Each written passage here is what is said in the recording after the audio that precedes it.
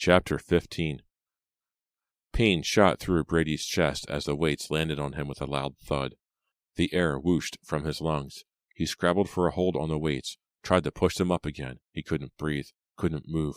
The weights were crushing him, crushing out every bit of air. Can't breathe. Going to die, Brady thought. Suffocating. John's face appeared, loomed over Brady. John's gray eyes were wide with surprise. John grunted loudly, and the pressing weight suddenly lifted from Brady's chest. Brady opened his mouth and filled his lungs with air. He rolled off the bench, dropped to his knees, his chest throbbing with pain. "What happened?" John cried. "Are you okay? What happened?" "The girl," Brady gasped hoarsely. "The scarred girl, at the window." John spun toward the window. He lurched over to it and peeked outside. Then he turned back to Brady, shaking his head. "Nobody out there." "Not now, maybe," Brady cried as he struggled to get up. "But she was. She was staring in, watching me." "Hey, come on." John helped Brady sit on the bench. "Take it easy, okay? She's not there now. You sure you're not seeing things?" "Seeing things?" Brady reached for his towel and wiped his face. "What are you talking about?" "Well, you were just telling me about her." John shrugged and sat next to Brady. "She really creeps you out. She's on your mind, right? And then you think you see her." "I did see her," Brady protested. He drew another gulp of air. His breathing began to slow. "But you're right about one thing. She creeps me out." "Because of Sharon," John told him. "You're freaked because this scar girl reminds you of Sharon." Brady stared at him. "That's it," he murmured. "I can't believe I didn't get it before now. She does remind me of Sharon. Her face, all cut to pieces." Brady breathed deeply and shut his eyes. Images flashed in his mind. He was back on Miller Hill, staring at the gleaming white snow, the steep hill, smooth as glass, feeling the cold air whistle past his ears, hearing Sharon Knowles' voice scream in terror, watching her crash through the pines and the thorn bushes, screaming all the way down to the bottom. And then he saw her face when he turned her limp, dead body over, the skin slashed to a pulp, raw and mangled, bleeding into the snow, so cut up he couldn't recognize her. Brady shuddered. If Sharon hadn't died, her face would be scarred like that other girl's. That's why the sight of her frightened him so much. She reminded him of Sharon. That explains my reaction, he thought, but it doesn't explain the girl. Why has she been watching me, calling me, warning me about Rasha? Brady's eyes snapped open. He stuffed the towel into his gym bag and jumped up from the bench. John stared at him, a concerned expression on his face. "Where are you going?" "To see Rasha," Brady told him. "I've got to talk to her about that girl." "I thought Rasha didn't know anybody with a scarred face," John pointed out. "I know, but there has to be some kind of connection between them. Maybe if I talk to Rasha, she'll remember something. There has to be a reason why this girl keeps warning me about her." John frowned. "Listen, Brady, be careful, okay?" "What do you mean? I'm just going to talk to Rasha." "I know, but this whole thing is weird." John wiped sweat off his forehead. "Don't beat up on me, man, but you have to admit, you don't know much about Rasha." Brady shifted his weight impatiently. "I know all I need to know, John. She's perfect, okay? It's the other girl I'm worried about." John started to say something, then shook his head. "Okay, just take it easy, and good luck." Hoisting his gym bag, Brady hurried out of the weight room and down the hallway. A pay telephone stood near the boys' locker room. He set his bag down and took out his wallet. Carefully folded inside was a napkin with Rasha's address and phone number on it. She had written them down for him at the coffee shop yesterday, and he made sure to keep them in a safe place. Brady found some loose change at the bottom of the gym bag. He fed a coin into the phone and punched the numbers. 1 ring, 2. Then a shrill electronic blast. Brady winced and started to hang up. Then a taped message came over the line. "You have dialed a non-working number. Please hang up and try again." I must have dialed it wrong, Brady thought. He hung up and his coin clattered down. He fed it into the slot, checked the phone number, then punched it. 1 ring, 2. The piercing shriek blasted his ear again. "You have dialed a non-working number," the recorded voice began. "Please hang—" Brady slammed the phone down. What was going on? He smoothed the napkin out on the slanted metal plate underneath the phone. He read the number carefully. That's what he'd dialed. How could it be a non-working number? Rasha had written it herself. She couldn't possibly have gotten her own phone number wrong. Weird. Maybe the phone company had messed up somehow. Crossed wires or something. That must be it. But he really needed to talk to Rasha. He had to find out if she knew that girl. He had to get to the bottom of this. He glanced at the napkin again. Rasha had written her address beneath the phone number. 7142 Fear Street. Brady folded the napkin and put it back in his wallet. He picked up his bag and pushed open the door to the boys' locker room. A fast shower, some fresh clothes, and he'd be out of here, on his way to Rasha's house. I should have done this in the first place, he thought, as he stood under the steaming spray of water. Seeing Rasha face to face beats talking to her on the phone any day. Brady soaped and rinsed, toweled off quickly, and dressed in the jeans and maroon and gray shady-side sweatshirt he had brought. He ran a comb through his wet hair, grabbed his jacket, and hurried out to his car. Brady drove through the business district on Division Street. He turned onto Mill Road and drove south until he came to Fear Street. Fear Street was very different from North Hills, where Brady lived. His neighborhood was made up of large houses with neatly mowed lawns, carefully shoveled snow, no potholes in the streets. The houses on Fear Street didn't follow any pattern. Some were mansions with peeling shingles and sagging gutters. Others looked clean and modern. Some old houses sprawled over huge yards. Others weren't much bigger than Brady's double garage. Brady's heart pounded. Fear Street had a reputation for being strange. Sudden, unexplained drops in temperature, kids disappearing, weird howls in the woods at night. But it's daytime, Brady reminded himself, and I have to find Rasha. Brady sped through the first few blocks. Then he slowed the car, carefully checking the house numbers. In the cemetery block, he read the number 5657 on a tilted mailbox at the end of a driveway. Good. Rasha should only be a couple of blocks away. He passed the cemetery and slowed to a crawl. Talk about creepy, he thought with a shudder. It looked so cold, with snow piled on the stone grave markers. Sharon Knowles was buried there. Brady had watched her casket sink into the cold earth on a raw, gray day last winter. They kept the casket closed at her wake, because of her face, her slashed, ruined face. Brady never told anyone that Sharon didn't want to go down Miller Hill.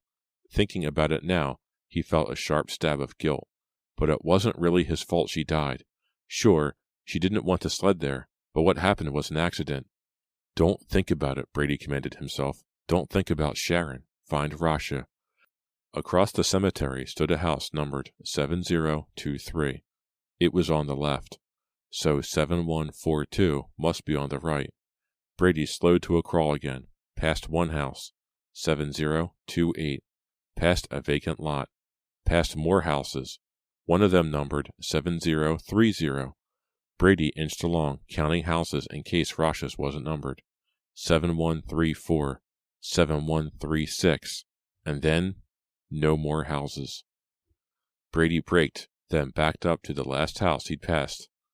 He drove slowly forward again, glancing left and right. He couldn't believe it. Nothing but woods stood on either side of the street. No house numbered 7142. No houses at all. Nothing but woods as far as he could see. Chapter 16. The next afternoon, Brady prowled the kitchen, opening cabinets and peering into the refrigerator without really seeing anything. He felt fluttery, totally stressed out. All he could think about was Rasha. Where was she? Where could he find her? How could he find her? He had tried her number a dozen times the day before, and heard the error message every time. He called the phone company and talked to a human being who gave him the same message. The number Rasha gave him was a non-working number. He had driven up and down Fear Street for 20 minutes, rechecking the house numbers. He stopped a kid on a bike and asked if he knew where the Nelsons lived. The kid had never heard of the Nelsons, and 7142 Fear Street didn't exist. Brady slammed a cabinet shut and leaned against the counter. No one knew Rasha Nelson at St. Anne's. No working phone number, no house on Fear Street. It made no sense. It was as if Rasha didn't exist. But he had talked with her, sat beside her in the movies, held her hand, kissed her. Brady shivered with pleasure, remembering Rasha's kisses. Rasha was out there somewhere, and he had to find her. But he didn't have the first clue how to do it. The kitchen clock caught Brady's eye. School had let out early today because of a teacher's conference.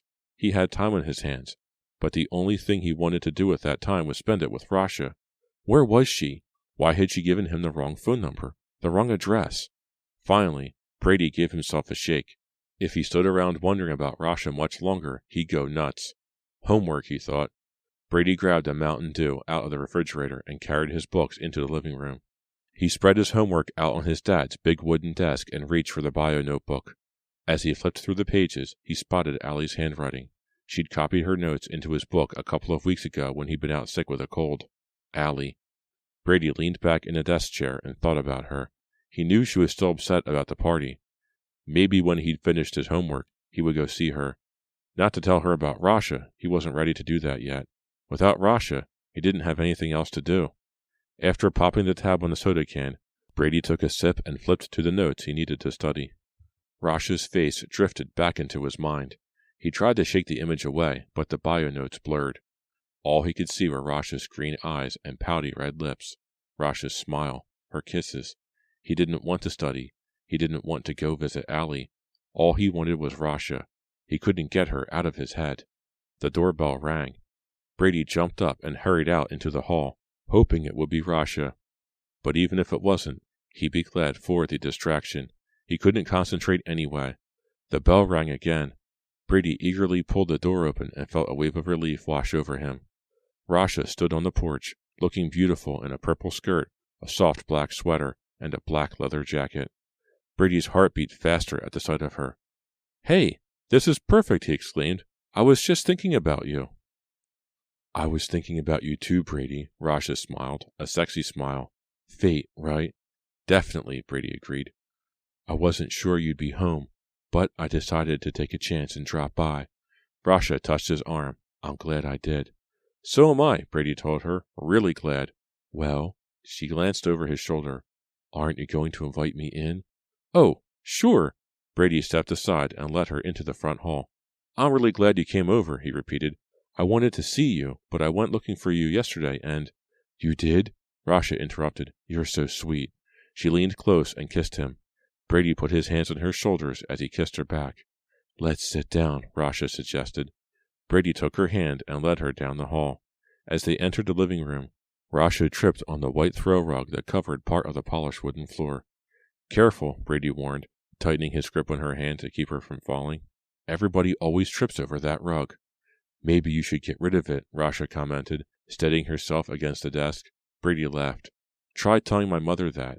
Anyway, I went looking for you yesterday, but you gave me the wrong address or something." Rasha raised her eyebrows. "I'm pretty sure I know where I live, Brady." "Yeah, but check this out." Brady pulled out his wallet and removed the napkin. "See?" he asked, handing it to her. 7142 Fear Street, right? Except there is no 7142 Fear Street. I drove there. No house, just woods. What's the deal?" "The deal is it's not 7142, Rasha replied. "It's 1142. Can't you read?" Brady snatched the napkin back and stared at the address. "It looks like a 7 to me, but maybe the ink smeared." "I'm sure that's what happened," Rasha agreed. She picked up a sword-shaped silver letter opener from the desk and ran her thumb along the blade. 1142 is the big gray house on the corner. I guess you drove right past it. What a shame." "Yeah, except—" Brady paused. Sighing impatiently, Rasha slapped the blade of the letter opener against her palm. "Except what?" Brady glanced at her. "Your phone number?" "What about it?" "Before I tried to find your house, I called you," Brady told her. "But I kept getting a recording that said it was a non-working number. I called the phone company, too, and they told me the same thing." Rasha shrugged. "Well, don't ask me. I mean, the phone was working fine this morning." "It was?" "Of course it was," she exclaimed. "What is this, a court trial?" Brady shook his head. "Of course not." "Brady, what's your problem?" Rasha demanded. "You read my house number wrong, and you know the phone company. They're always messing up. Why are you checking on me again? Why are you always so suspicious?" Brady frowned, confused. "It's just that—" A car door slammed outside.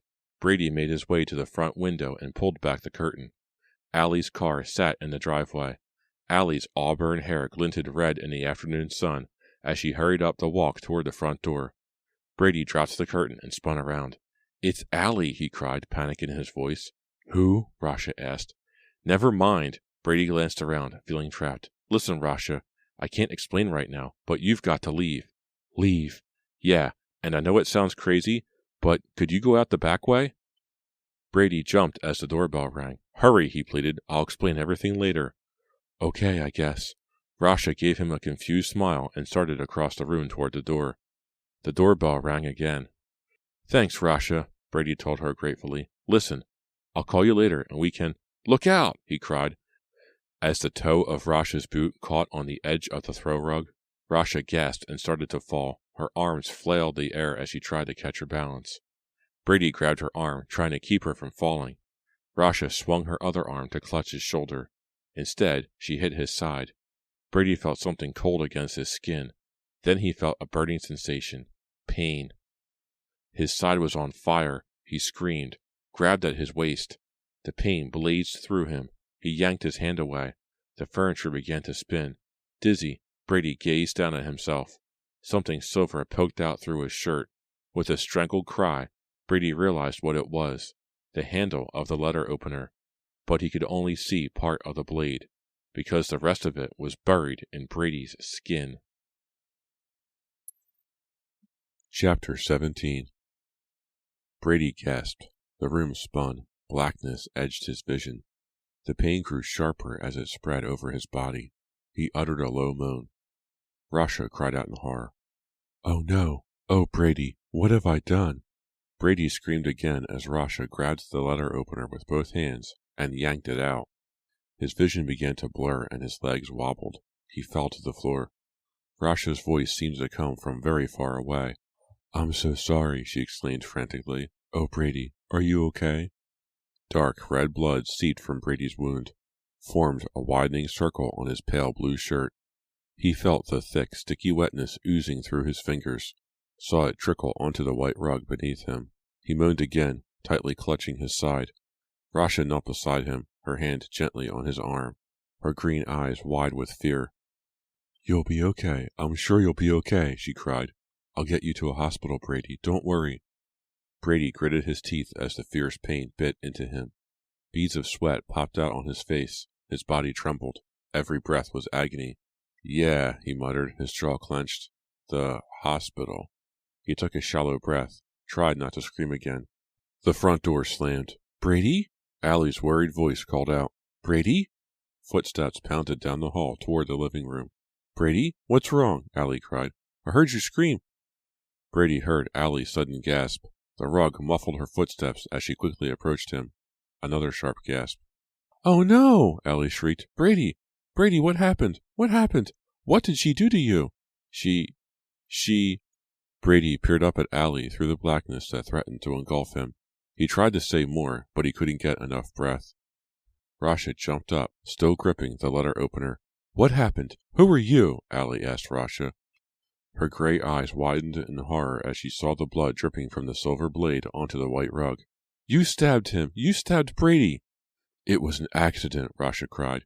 She flung the letter opener aside and dropped to her knees next to Brady. I tripped on the rug. I forgot I had the letter opener in my hand. It was an accident. I'd never hurt him on purpose. Who are you? Allie demanded again. What difference does it make? Rasha shouted. Help me. Help me or he'll bleed to death. We've got to get him to the hospital. Rasha gently slipped her hand under Brady's arm. Allie took hold of the other one. As the two girls tried to lift him to his feet, searing pain sliced through Brady's side again. Pinpoints of light danced in front of his eyes. His vision grew dim. The blackness closed in. Something cool touched Brady's forehead. Something gently stroked his hair back. Fingers, Brady thought. Cool fingers. Felt so good. As he began to open his eyes, a wave of nausea washed over him. He closed them. Brady? A voice murmured. Brady licked his lips. Mom? His mother brushed his hair back again. Your dad and I are both here, honey. You're in Shadyside Hospital. You're going to be fine, son. His father's gruff voice assured him. You'll be out shoveling the front walk in no time. Brady started to laugh. The pain slammed into his side. The laugh turned into a groan. Sweat bathed his forehead. No joking yet, he gasped. Sorry, his father murmured, patting his shoulder. Brady, honey, you should sleep some more, his mother told him. The doctor said we could stay only a few minutes. If he finds us here when he comes back, he'll kick us out. We'll go down to the cafeteria and have some coffee, Brady's father said. You sleep. We'll be back in a little while." Brady felt his mother kiss his forehead, heard the two of them tiptoe out of the room. He tried opening his eyes again, but he couldn't focus. Pain hammered at his side, but he'd be all right. He lay quietly, taking small, shallow breaths, and remembering what had happened. Allie coming to the door, Rasha tripping on the rug, then the pain, the blood. Rasha horrified, Allie screaming, both of them trying to help him up. More searing pain. Then nothing, until now. Brady gritted his teeth. His side felt tight, stitches probably. It still throbbed and burned. Hadn't the doctor given him anything for the pain? He must have. That's probably why he felt so groggy. But he could use another shot or pill or something. Brady was trying to get up the strength to move, to look for a call button, when he heard the door whoosh open. Footsteps approached the bed. A nurse, he thought. Good. Time for some medicine. And some water. His mouth felt full of dust. He opened his eyes. Nausea hit him again, but not as bad. A pale blob hovered above him, blurred and fuzzy. A face, he figured. "I want some water," he murmured, "and my side hurts. It's pretty bad." The blob nodded. Brady blinked, trying to bring the face into focus. Why wasn't the nurse moving? "So," he mumbled groggily, "can you help me?" "That's what I'm here for, Brady," a voice replied. "Good, Brady stopped. He'd heard that voice before, twice before, on the telephone, warning him to stay away from Rasha. Panic flooded him, but he couldn't run. He couldn't move. Gradually, his vision cleared. The scarred girl stared down at him. Her eyes glittered angrily from their swollen sockets. Her lips twisted back. The scars crawled across her face like worms. Brady gasped. Why was she here? Who let her in? "Don't worry, Brady," she told him. "I didn't come here to hurt you." Brady's heart pounded. The pulse throbbed in his wound. He sucked in a hissing breath. "What do you want?" he stammered. "To see if you're ready to listen to me now," the girl replied. "You didn't before. I warned you, but you didn't listen. And look what happens to you." Brady rolled his head on the pillow. "Accident," he muttered. "It was no accident," the girl insisted. "Who are you?" Brady asked. "Why are you doing this?" "I'm not doing it. Don't you understand?" she snapped. "It's Rasha. She's doing it. Rasha wants to kill you, Brady, and she almost did." "Kill me?" Brady whispered. "Yes," the girl hissed. "She already tried twice. Do you want to know the truth about Rasha? Do you want to listen now?" Brady licked his lips again, thought of Rasha, the perfect girl. He nodded. "Tell me." The girl leaned over his bed, brought her scars closer, her ugly face only a foot from Brady's. "Rasha is..." Chapter 18. The door whooshed open. The girl jumped back. Footsteps rapidly approached the bed. A doctor peered at Brady, then frowned at the girl. "No visitors, miss," he ordered sternly. "This patient needs his rest. How did you get in here?" The girl remained silent. "Well, you shouldn't be here," the doctor told her. He grabbed her arm and began pulling her away from the bed. "Wait!" Brady cried. "Are you in pain?" the doctor asked him, still pulling the girl toward the door. "I'll send a nurse. Come on," he added to the girl. "Wait!" Brady cried again, struggling to sit up. "Wait! Don't go!" Too late. The door closed. The girl was gone. Brady sank back against the pillow, gasping with pain and with fear. What did the scarred girl know about Rasha? What had she started to tell him? On Saturday morning, Brady gingerly eased himself into the back seat of his family's car. "Careful, Brady," his mother warned anxiously, standing beside him. "Just get yourself in, and I'll buckle the seatbelt for you." "Thanks, Mom, but give it a rest, okay?" Brady's side was still sore, but he felt much stronger. "I'm not an invalid." "Of course not, but you are weak," his mother replied. "You lost a lot of blood," his father added. "Yeah, but I'm not too weak to fasten my own seatbelt." Brady pulled the belt over and snapped it in place. "See? I didn't even break a sweat." His mother laughed. All right. We'll stop hovering, but you do have to take it easy for a while." As his father pulled the car out of the hospital parking lot, Brady leaned back in his seat and gazed out the window, thinking. Physically, he could take it easy, no problem. But his mind was another story. It wouldn't keep still. Hadn't kept still ever since he'd seen that girl in his hospital room, standing by his bed, glaring down at him and warning him again. "Rasha wants to kill you," she'd said. Unbelievable. "Rasha is bad news," John told him when he came to visit at the hospital. "She's been nothing but trouble for you since the day you met her." True, Brady had to admit. Rasha had scalded his hand, wrecked his dad's car, stabbed him. Definitely accidents, but major trouble, especially the last one. But it didn't make any difference. He couldn't stop thinking of her. He couldn't wait to see her again.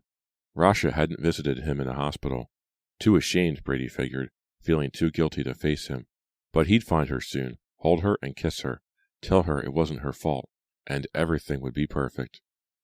Looks as if you have a visitor, Brady's dad remarked as he turned the car into the driveway. Brady leaned forward and gazed through the windshield. A girl stood on the front porch. A yellow cap covered her hair. The ends of a purple muffler hung down her back. Purple. Could it be Rasha? Brady wondered. His heart started pounding in anticipation. The girl turned at the sound of the car. Strands of auburn hair peeked out from the front of the hat. Disappointed, Brady slumped back against the seat. Not Rasha. Allie. Allie had come to the hospital. He'd been groggy from the painkiller, so she didn't stay long. But she came to see him. She sent him flowers and a funny card, too. But Rasha is the one I want, Brady thought. I can't help it. I can't help it. Allie waved and waited for the Carlins to join her on the porch. I hope you don't mind having a visitor so soon, she told Brady. Are you kidding? Brady smiled, hiding his disappointment. If you weren't here, Mom would make me get into bed, and she'd take my temperature every half hour. They all entered the house. Let's go into the den, and you can catch me up on everything I've missed, he told Allie. Brady's parents went upstairs. Allie followed Brady into the den across the hall from the kitchen. Hey, thanks for the card and the flowers, Brady told her. He shrugged off his jacket and sank into the leather recliner. They were great. You're welcome. Allie stood in front of the fireplace and stared into it, even though no fire was burning. How are you feeling, Brady? Not bad. Brady swung his feet onto the ottoman. Just a little sore and kind of tired. But the doctor says I'll be back in shape real fast. That's good. Allie continued to stare into the empty grate. Why don't you sit down? Brady suggested. Take off your coat. Want something to drink? Thanks, but I'm not staying long. Allie turned around. Her gray eyes narrowed as she stared at him. That should make you happy, right? What do you mean? He asked. I mean, you probably can't wait until I leave so we can call your new girlfriend, she explained. Brady felt his face heat up. Listen, Allie. No. Allie held up her hand to cut off his words. You listen, Brady, she told him. When I came into your house the other day and saw you lying there, bleeding, I thought that girl had stabbed you. I thought she was some psycho stranger who broke into your house or something. Brady kept quiet. But then, on the way to the hospital, she set me straight, Allie continued. She shook her head. Boy, did she set me straight. Allie, How could you do that to me, Brady? Allie demanded. How could you pretend we were going together when you were seeing somebody else at the same time? Brady shook his head. I don't know, he admitted. I just couldn't figure out a way to tell you, I guess. So you lied to me. Allie gazed at him, a sad, disappointed expression in her eyes. You should have been honest, Brady. You shouldn't have been sneaking around with another girl. Yeah, Brady agreed. I'm sorry, Allie. You're right. I'm really sorry. So am I. Brady stood up. Well, now that you know the truth, I guess you don't want to go out with me anymore, huh? I guess not. Allie gazed at him a moment longer, then crossed to the door. Goodbye, Brady. Brady waited until he heard the front door close. Then he sighed and went into the kitchen. He grabbed a bag of pretzels from the cabinet and started up the stairs to his room. His mother met him on her way down. Did Allie leave already? She asked. Yeah, she couldn't stay long, Brady told her. Well, you need to rest anyway. Your father went to the office to catch up on some work, and I'm going out to the store. She patted him on the shoulder. You'll be all right, won't you? Stop worrying, Mom. I'm fine. I actually am fine, Brady thought as he climbed the stairs. Sure, he felt bad about Allie, but he felt relieved, too. No more lying or sneaking around. From now on, he and Rasha could see each other any time, any place. In his room, Brady broke open the bag and ate a handful of pretzels. They tasted great, especially after the cardboard stuff they served him at the hospital. He kicked off his shoes and carefully stretched out on the bed. As he reached for the telephone to call Rasha, it rang. Hello? He answered. Brady. John's voice sounded relieved. Good. You're okay. I'm great. Stop acting like my mother.